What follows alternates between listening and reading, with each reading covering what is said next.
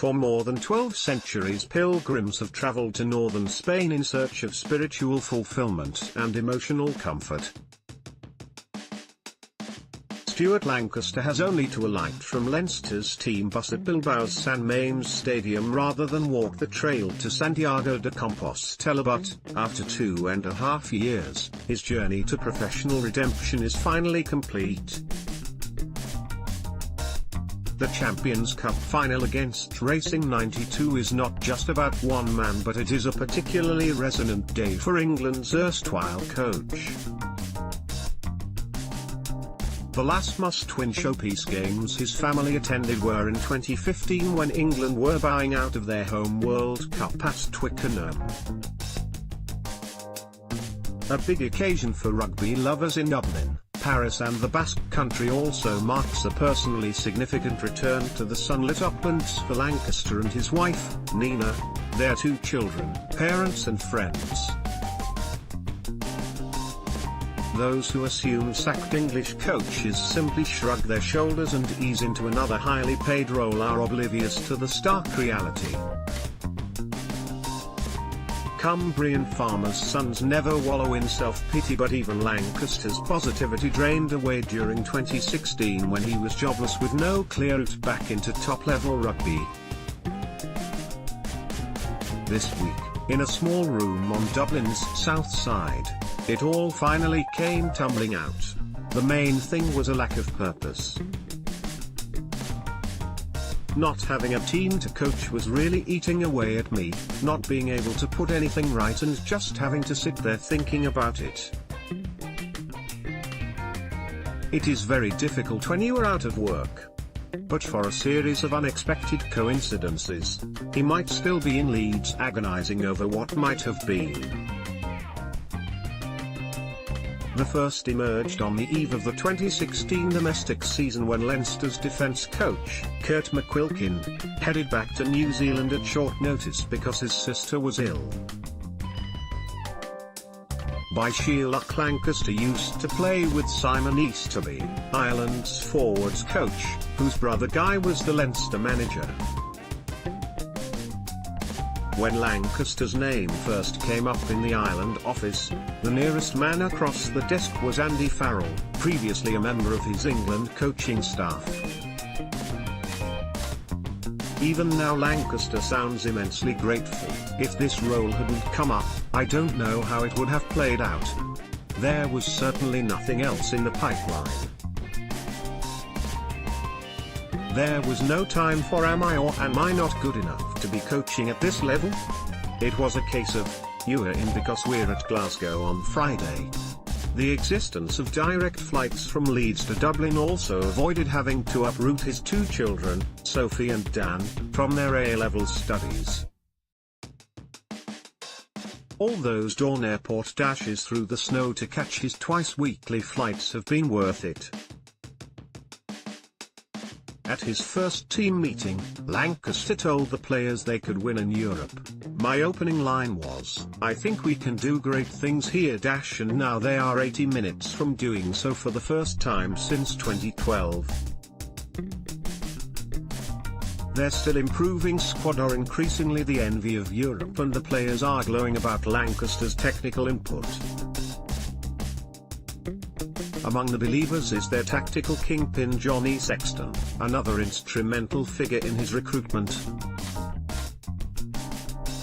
The Breakdown. Sign up and get our weekly rugby union email.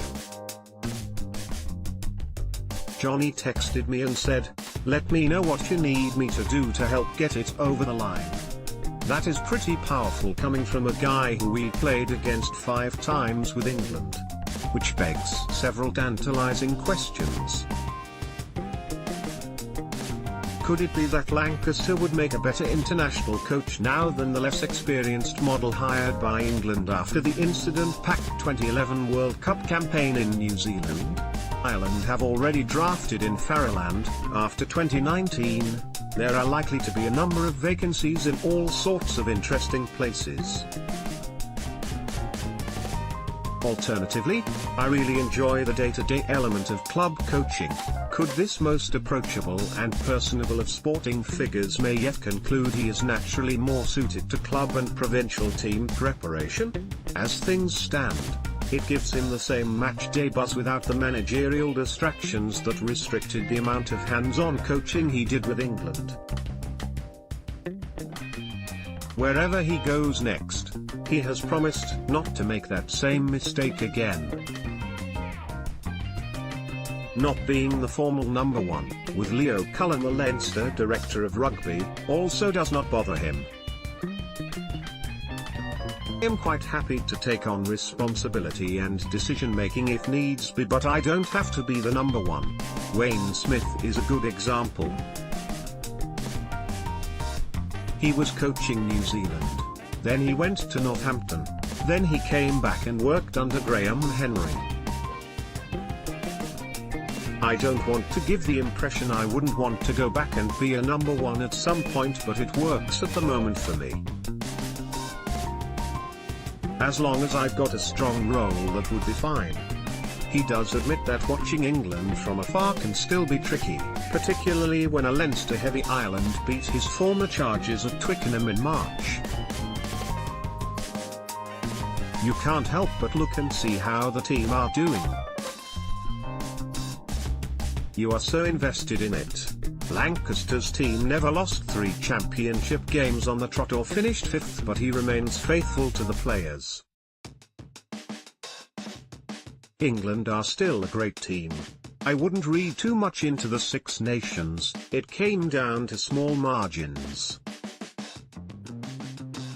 I would never not want England to do well, particularly when I know how hard the players worked in 2012-15. What happened in the World Cup hurts them just as much as it hurts me. The World Cup. Maybe a Leinster win would alleviate some of the pain that clearly lingers.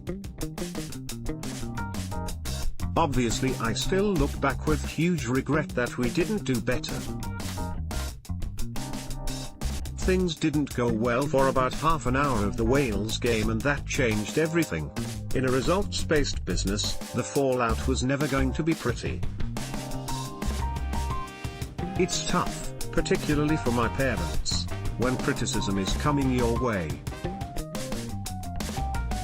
I would look at other coaches and feel for them because it's difficult to get back. All of which makes his family's presence, minus his daughter who turned 18 this week, in the St. Mames stands all the more special. Despite his protests to the contrary, it's more about repaying Leinster than vindication. One of modern sport's most heartwarming comeback stories now awaits its conclusion.